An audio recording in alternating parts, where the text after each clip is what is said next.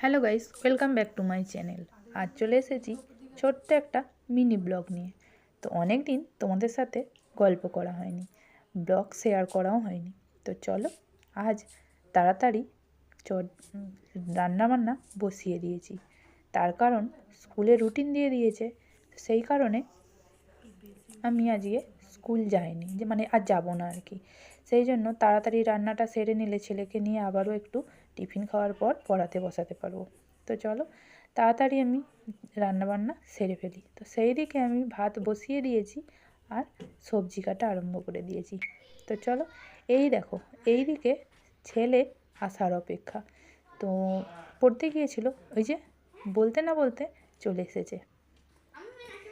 এরপরে ও বাড়িতে ঢুকছে, দেখো দরজাটা খুলে এসে যাওয়া মানে পুরো বাড়ি আর বাড়ির ছাদে চিল কাক কিছুই বুঝবে না, এমনই মানে ওর দুষ্টুমো।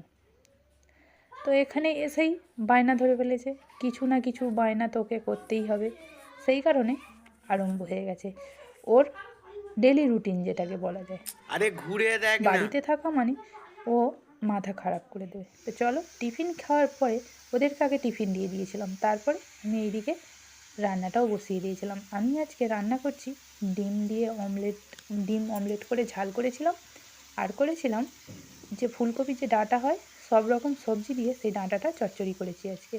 আর আগের দিনে ফ্রিজেতে অল্প একটু ডাল ছিল, সেটা গরম করে আজকের দিনটা মোটামুটি হয়ে গেছে দুপুরে। তো চলো তোমাদেরকে ততক্ষণে একটু উঠোন থেকে ঘুরিয়ে নিয়ে আসি।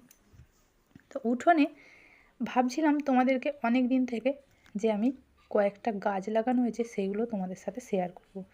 তো দেখো এখানে বেশ কিছুটা মানে কয়েকটা গাছ লাগানো হয়েছে। সব থেকে বেশি ভালো লাগছে মুরুগলুটে গাছটা।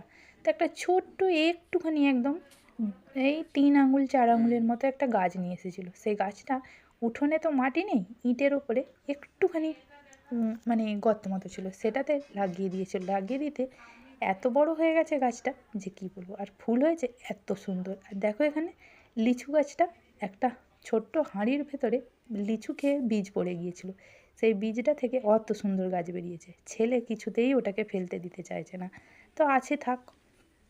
তো চলো এবার তোমাদেরকে একটু ছাদ থেকে ঘুরিয়ে নিয়ে আসি। নিচে তো দেখলে কয়েকটা গাছ বসানো হয়েছে, বেগুন গাছ, লাউ কুমড়ো নানা রকম গাছ বসিয়েছি।